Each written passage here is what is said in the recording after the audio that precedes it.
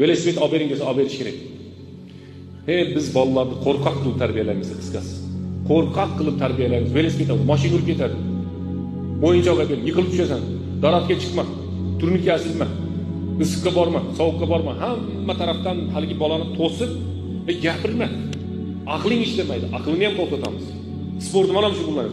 Mol boqaman desa uni ham yaniga bormaydi. Payg'ambarimiz sollallohu alayhi vasallam ot minishni o'rgatilgan. Ot yaniga borib tep borishi mumkin, tishlab olishi mumkin.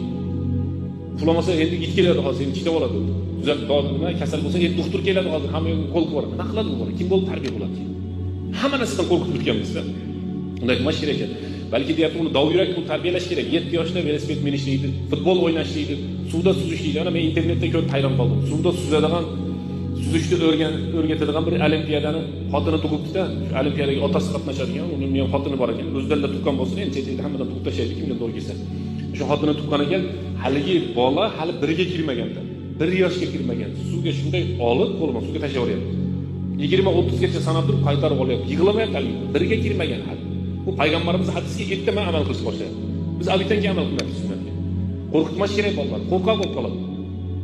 Hech narsaga yaqinlashtirmay qo'ydikda oxir. Nima qiladiki? O'tirishga boradi tugagandan keyin. Bunday qilmash kerak. Aytayaptiki, sportni yaxshi ko'radi. Velosiped minaman deyapti, berish kerak. Ot minaman deyapti, berish kerak. Suvga suzaman deyapti, berish kerak. Maktabga jo'natmaydi.